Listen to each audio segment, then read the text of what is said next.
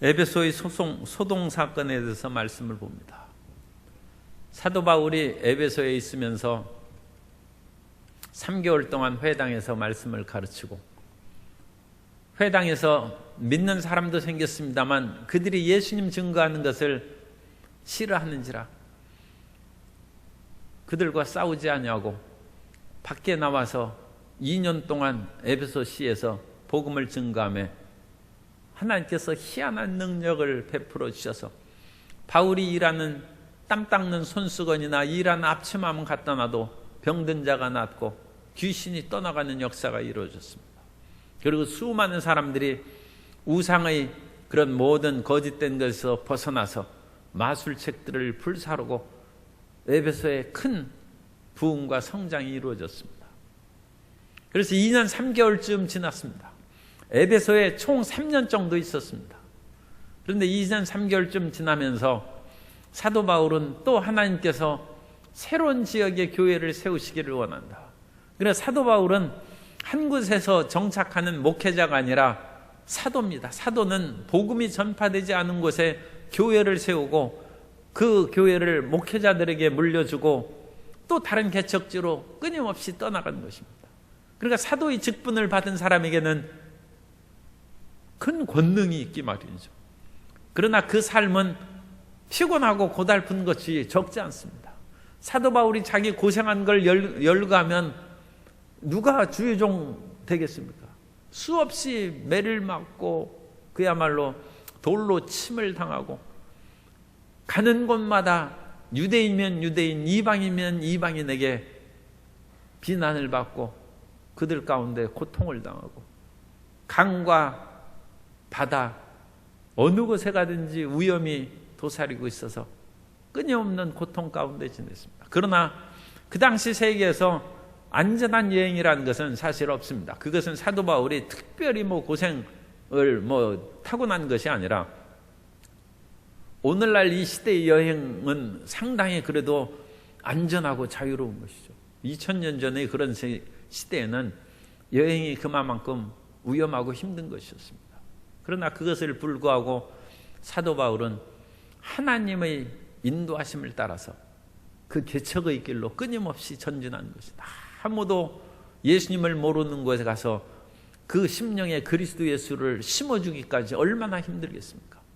그런데 2년 3개월쯤 되어서 이제 에베소에 정말로 교회가 든든히 자리 잡고 사도 바울도 좀 두 다리를 뻗고 살만한 지경이 되니까 21절에 이 일이 있은 후에 바울이 마게도냐와 아게아를 거쳐 예루살렘에 가기로 작정하여 이르되 내가 거기 갔다가 후에 로마도 보아야 하리라 하고. 그런데 우리말에는 예루살렘에 가기로 작정하여 그렇게 얘기했다고 했는데 여기에서 빠진 단어가 있습니다. 마음에 작정하든지 영으로 작정하든지 그 단어가 빠져 있어요. 성경 원어에는 그 엔토 푸뉴마티라는 그 단어가 있는데 엔토 푸뉴마티는 in the spirit, 영으로라는 그런 뜻입니다. 그래서 이 푸뉴마는 우리의 마음도 되고 우리의 영도 되고 성령도 가르치는 것입니다. 그래서 그 단어가 어떻게 우리 마음이냐 성령이냐 그 번역에 논쟁이 돼. 그런데 우리 성경은 아예 그 번역을 안 했어요. 그냥 예루살렘에 가기로 작정하여 이르되. 그런데 그 작정한 것이 우리가 이 말씀을 그냥 읽으면 사도 바울이 자기 마음으로 작정한 것으로 이해하기 쉬운데 성령으로 작정한 것입니다. 여기서 푸뉴말은 성령님을 의미하는 것입니다. 그래서 사도 바울은 이제 좀 뭐가 되고 사람들도 이제 좀 예수님을 믿는 사람들이 에베소 시에서 만나주고, 제가 요즘에는 마스크를 쓰고 다녀가지고 훨씬 안심이 됩니다. 왜냐하면 이제 광주 시내에도 내 얼굴이 조금 알려져가지고 마스크를 쓰니까 못 알아보네요. 그런데 저번에는 강화하러 서울에 가서 마스크를 썼어요. 쓰다가 이제 보니까 한적한 저녁의 길이었기 때문에 앞에 두 사람이 오더라고요. 그래서 이제 뭐 별거 아니겠지 해서 답답해서 마스크를 쫙 벗었더니 나보고 안녕하세요 그러는 거예요. 틀림없이 어느 교회 성도님. 사도 바울이 이제 에베소에서 좀 성도님도 아는 분들이 있고 편하게 목회할 수 있는데 하나님께서 떠나라는 것입니다. 그래서 전에 사역했던 마케도니아와 아가야는 이게 고린도 지역, 아덴 지역이 이제 북쪽은 마케도니아고 남쪽은 그리스 남쪽은 아가야입니다. 그쪽을 한번 다시금 돌아보고 예루살렘으로 돌아가서 예루살렘으로 돌아가라는 것은 어느 면으로는 사역을 마무리하는 것을 상정합니다. 이제 너희 일단 1, 2, 3차 선교 사역이 끝날 때가 다가왔다는 것을 가르쳐 주는 것이고 3차 선교 사역이 끝난 후에는 사도 바울이 로마로 이제 붙잡혀가는 것입니다. 그런데 이 굉장히 중대한 일이죠. 그 중대한 일을 그 번역에서 빼놨어요. 그런데 이 번역에서 성령으로 이 모든 결정을 했다는 것을 우리가 알 수 있는 것은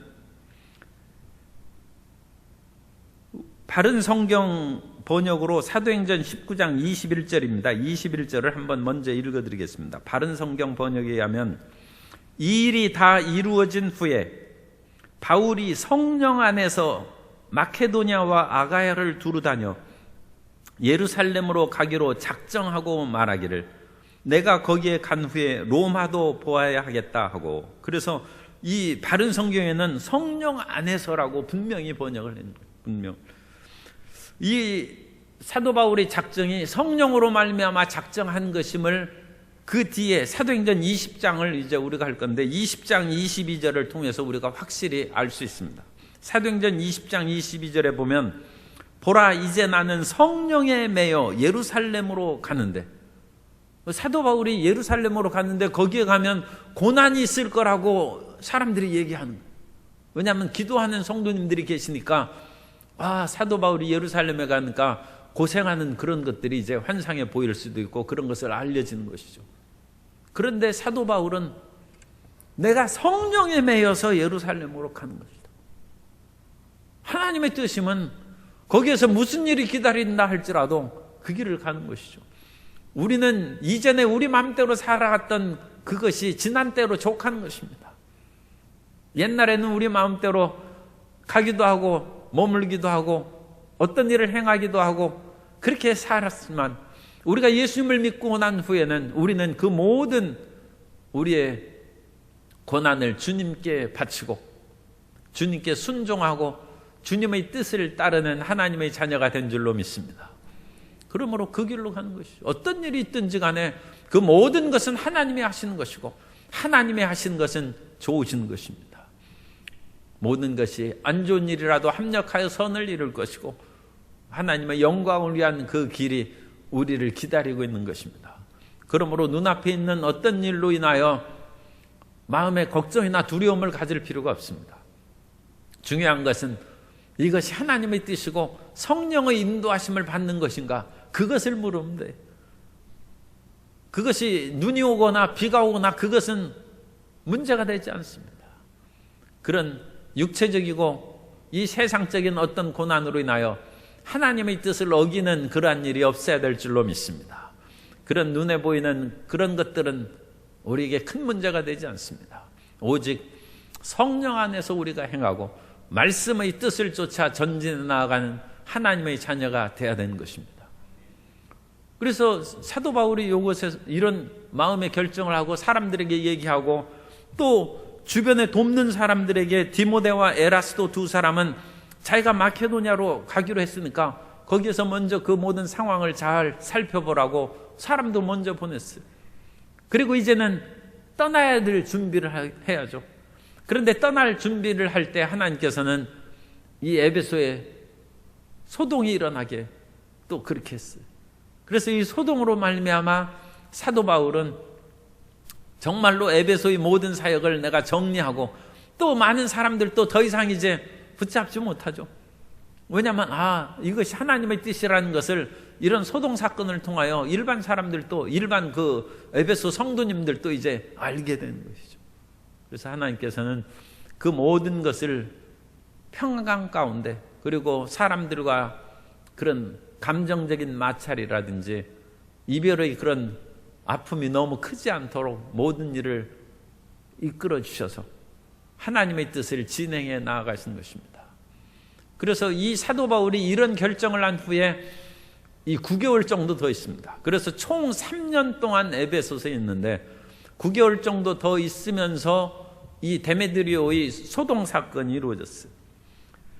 그래서 23절에 보면 그때쯤 되어 그렇게 이제 떠날 준비를 하고 있을 때, 그리고 또 수많은 에베소 성도님들은 가지 말라고 사도 바울을 붙잡고 그랬겠죠. 그리고 그런 것들을 인하여 여러 가지 그런 것을 더 기도하고 준비하는 그때쯤 해서 이 도로 말미암아 적지 않은 소동이 있었으니, 즉 데메드리오라 하는 어떤 은장색이, 은으로 이제 아데미의 신상을 만드는 그런 사람입니다.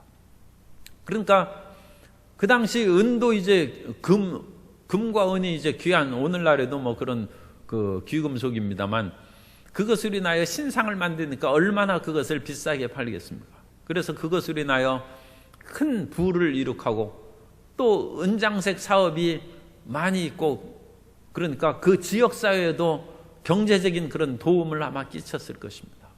사실 에베소에서는 고대 7대 불가사의 중에 하나라고 하는 이 아데미는 아르테미스입니다. 아르테미스 신전이 있어요. 신전.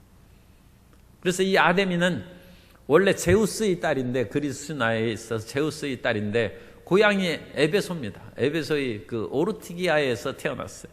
그런데 이 아데미는 그 쌍둥이 남매입니다. 그래서 아들, 딸 쌍둥이. 그래서 아들은 아폴로 신입니다. 아폴로 신, 태양의 신이죠. 그리고 딸은 아르테미스 이 신인데, 이 신이 이 에베소를 비롯해서 이 아시아 지역에서 가장 탁월하고 유명한 그런 신입니다. 그 에베소의 유적은 오늘날 터키에 가서도 가장 볼만한 것이 있는 그 지역이 에베소예요. 성경에 나오는 그런 그 지명, 소아시아에 있는 그런 도시들 가운데 그 볼만한 것이 없어요. 뭐 그 요한계시록에 나오는 7교회 그런 것도 다 폐허가 되어서 뭐 사진 찍을 만한 것도 없고 뭐 볼만한 그런 것이 없습니다. 그런데 에베소는 그래도 볼만한 것이 있고 많은 그런 그 유물들이, 유적들이 남아 있습니다. 먼저 그것을 사진을 통해서 한번 보도록 하겠습니다. 그 에베소의 전경을 그냥 순차적으로 보면, 이것은 당시에 이제 에베소의 그런 중심을 지나가는 도로인데 거기에서 저런 기둥들이 있어요. 저런 기둥들이 있고, 기둥들이 오늘날 다 발굴됐는데 그 기둥들 위에 원래 그런 로마의 황제라든지 유명한 그런 귀족들이 저 기둥 위에 이렇게 서 있고 그랬습니다. 그랬습니다. 여기가 어딘 것 같아요? 공중 화장실에 저 이렇게 구멍 뚫린 데 앉는 거예요. 그리고 그 밑으로 물이 이렇게 지나갑니다. 그래가지고 사실 화장실을 우리가 꼭 칸막이 해서 화장실을 할 필요는 너나 나나 뭐 다 인생이 다 똑같은데 하니까 저렇게 개방해서 앉아 있는 거예요. 그래서 저런 공중 화장실에 가면 오늘날 현대 사람들은 이제 변비가 생기겠죠. 그러나 옛날에는 다 여기에서 저렇게 해서 대화하면서 화장실에서 서로 친근하게 대화하면서 공중 화장실에 있었어요. 그 다음에 이게 아르테미스 여신입니다. 그래서 이 아데미 여신은 가슴에 저런 그 혹 같은 것이 달려 있죠. 저것이 이제 무엇인가 그것에 대해서는 확실하게 뭐 한 가지로 정리가 안 됐습니다만, 어떤 사람은 그냥 유방이라고 얘기합니다. 그래서 다산을, 수많은 사람들이 먹여 살리는 그런 다산을 상징하고 풍요를 상징하는 그런 것이다. 그래서 아데미 여신상입니다. 그런 신상은 저것은 상당히 사람 크기인데, 은장색이 팔던 그런 것은 사실 이스라엘이나 그런 데 한 손바닥 길입니다. 그런 것을 해야 집에다 이제 거기다 모셔 놓을 수 있죠. 그런데 그런 그 아데미 신상은 지금 발견되지는 않았습니다. 그런 것으로 은으로 만든 그런 것들이 발견되면 그거야말로 또 엄청나게 문화재로서 큰 가치가 있을 것입니다. 예. 여기가 연극장입니다. 이 극장인데 한 24,000명 정도 수용할 수 있고, 그 아래 그 정면에 이렇게 평평한 이것이 무대입니다. 그래서 거기에서 소리를 치면 저 뒤까지 다 들립니다.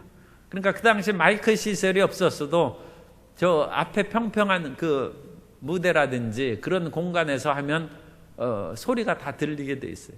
그리고 그 앞에 이런 그 둥그런 시설에 이제 사람들이 모여서 각종 그런 집회나 그런 것을 수행했습니다. 그래서 이 연극장에서 재판도 하고 또 민회도 열려서 시민들의 모임이 한 달에 한 번 정도 열려서 에베소의 중요한 그런 사안들을 그렇게 논의하고 그랬다고 합니다.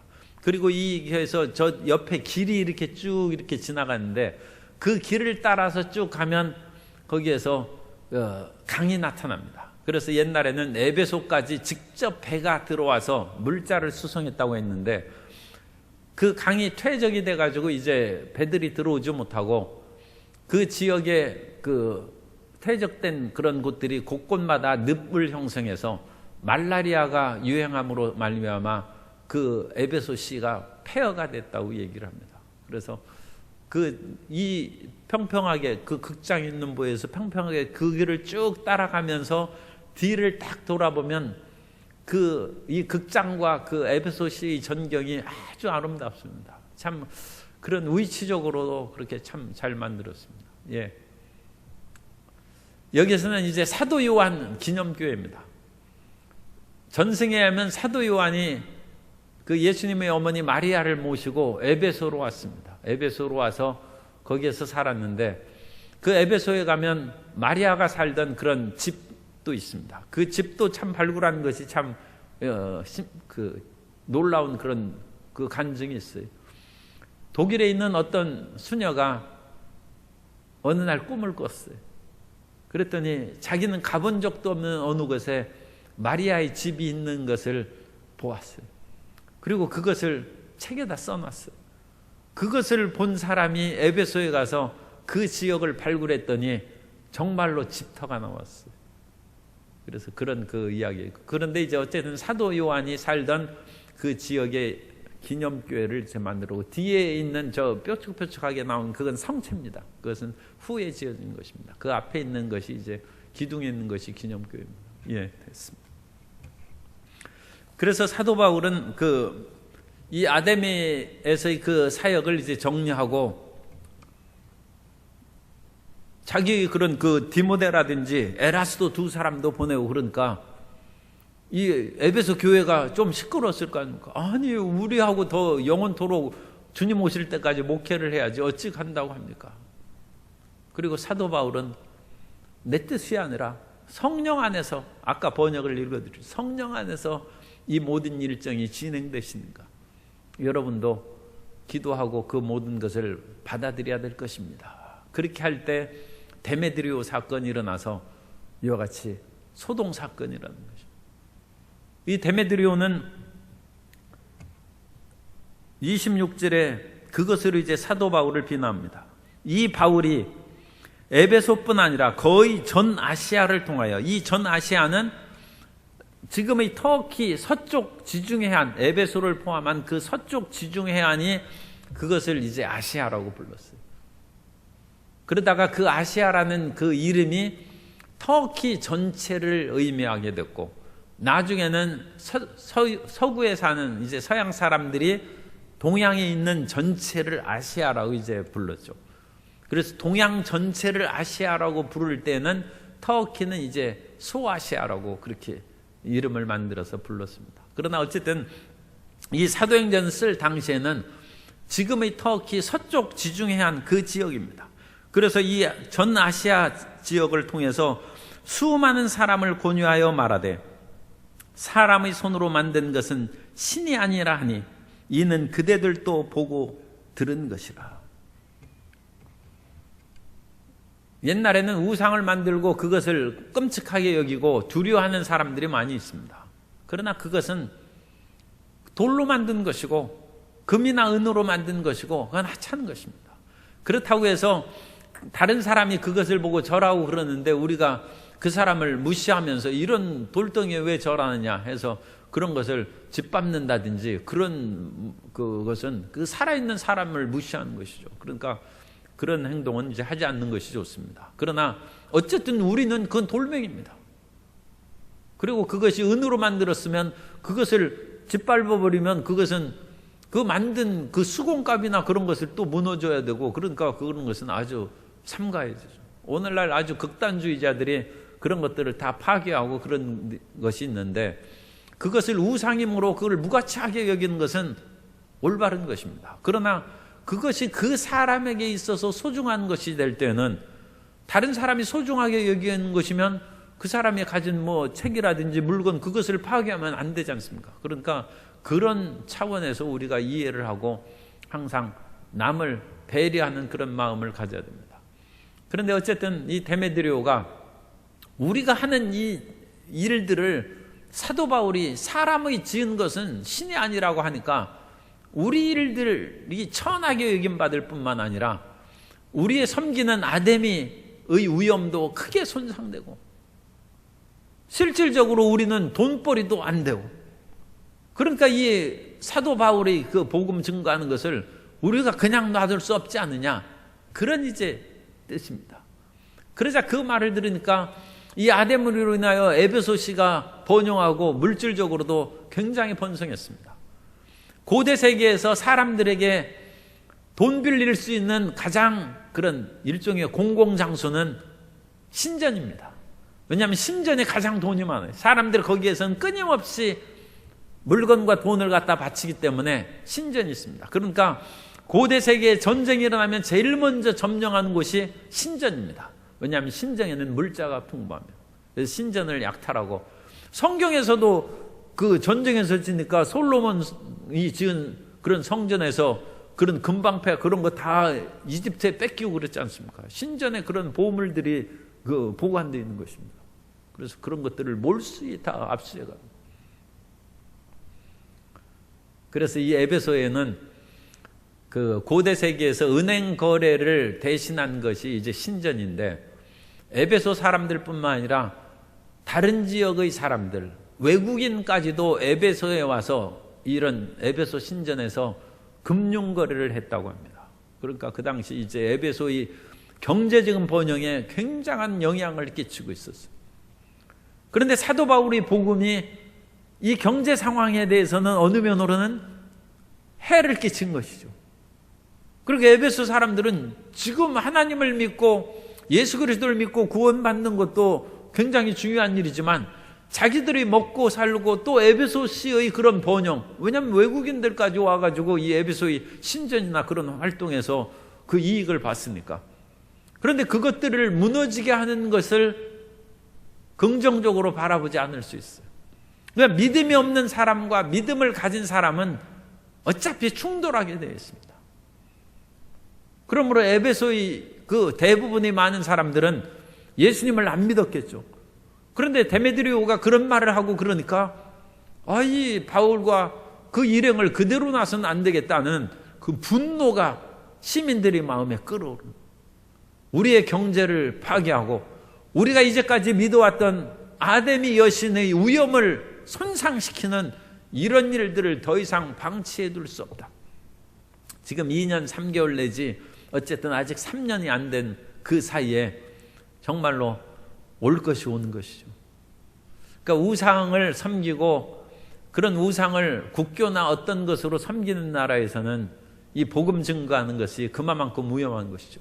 만일 사도 바울이 여기서 붙잡혔으면 또 어떤 봉변을 당할지 모르죠. 그러니까 그런 것들로 인하여 실질적으로 순교하고 고통을 당하고 추방당하는 것은 그래도 약과죠. 그건 살려주는 것이니까. 그런 큰 어려움을 당할 수 있습니다. 그래서 무리들이 28절에 보면 그들이 이 말을 듣고 분노가 가득하여 외쳐 이르되 크다 에베소 사람의 아데미여.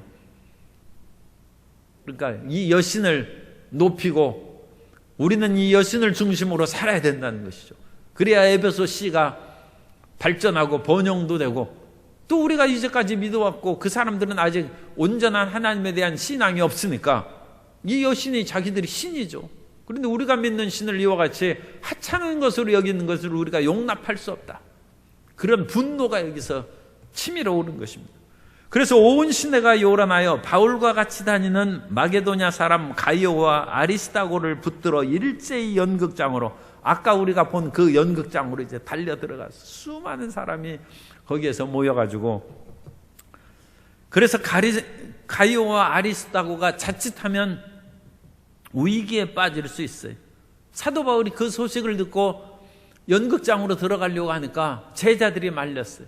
그리고 31절에 보면 아시아 관리 중에, 이 아시아는 아까 그 소아시아, 그 지금 터키 서쪽의 그런 지역이 아시아라고 그랬죠. 거기에서 어떤 시민 축제라든지, 그러니까 아데미의 축제가 열리고 그럴 때 돈을 지원해주고 여러 가지 시민들의 활동을 보살펴주는 그 당시 사회의 유력 인사가 이 아시아의 관리라는 뜻입니다.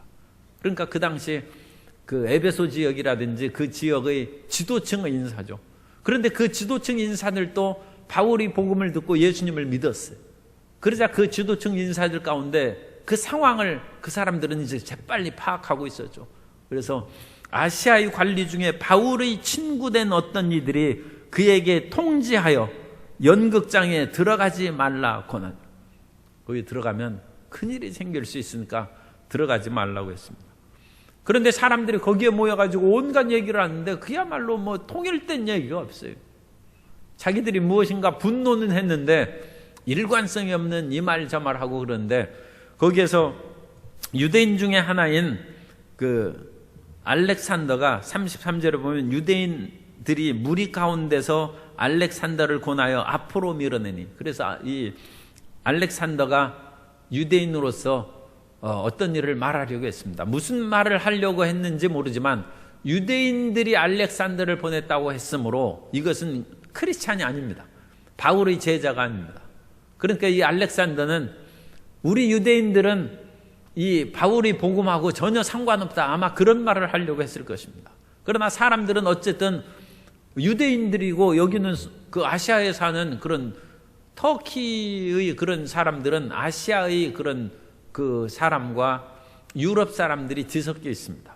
그래서 이 터키 지중 해안 쪽에는 거의 서양 사람하고 똑같습니다. 그리고 혼혈이 됐기 때문에 그 혼혈 가운데 세계적인 미인들이 지역에 이제 또 많이 있어요. 그러나 어쨌든 이 사람들이 보니까 이건 자기 사람이 아니니까 오히려 말을 듣기도 전에 그 사람들이 더 이상 중구난방에서 우리가 무슨 일로 모였지 막 시끄럽게 막 떠들다가 크도다 아데미어 하면서 우리가 이런 이방인들로부터 아데미를 지켜야 된다고 해서 오히려 결집됐어요. 그래서 그 사람들이 2시간 동안 오늘날로 하면 뭐 물러가라 이 손드는 그거 구호를 2시간이나 크도다 아데미어 하고 외치고, 그러니까 이 소요 사태가 일어날 지경에, 지금은 연극장에 있지만 그 사람들이 이제 시내로 뛰어나가가지고 데모하고 뭐하고 하면 뭐 요즘에 미국도 그거 같이 하고, 그러니까 나라가 아주 지금 어렵지 않습니까? 그런 식으로 하면 큰일이죠. 그러자 이 에베소의 지방 관리 중에 고위층에 속하는 서기장이 빨리 이 소식을 듣고 나와서 36절에 무리를 진정시키고 이르되, 에베소 사람들아, 에베소시가 큰 아데미와 제우스에게서 내려온 우상의 신전직인 거 우리가 다 안다. 그러니까 당신들이 크도다 에베소 그 아데미어 하는 그것은 내가 다 이해한다. 그리고 여러분들이 하는 것은 내가 충분히 내가 알고 있지만, 그렇다고 해서 명백한 어떤 그런 죄의 그 범죄 사실도 없는데, 여기에서 이와 같이 두 사람 가이오와 아리스다고를 붙들어 와가지고 너희가 그 가운데 세워놓고 무슨 짓을 하려고 하는 그런 것은 불법적인 것이다.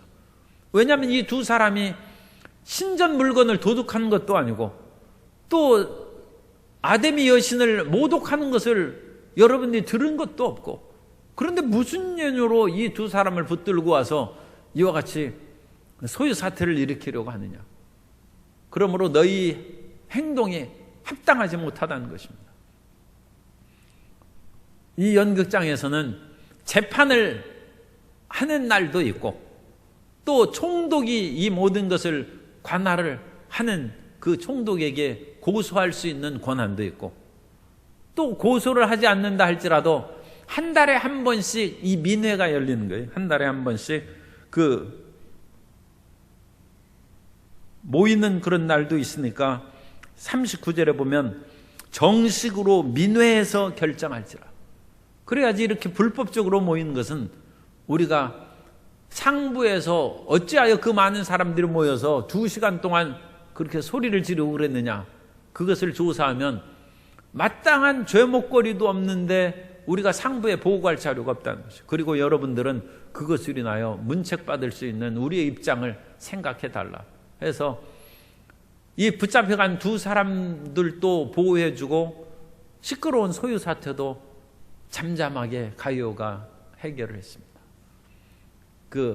이 서기장이 해결을 했습니다. 그래서 이 서기장의 지혜로운 행동으로 말미암아 소유 사태가 잠잠해졌는데, 그 결과는 사도 바울이 떠날 때가 됐다는 그 증거가 됩니다.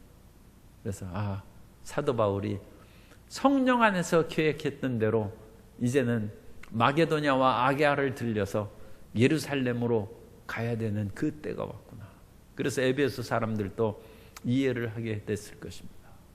오늘날 우리가 어떤 그런 갈등이 부딪힐 때는 끊임없이 이 서기장처럼 하나님의 지혜를 구해야 합니다. 하나님, 이 2 사람이 서로 충돌하고 싸우는데, 또는 2 집단이 서로 싸우고 갈등을 겪었는데 이것을 어떻게 화해를 시킬 수 있습니까?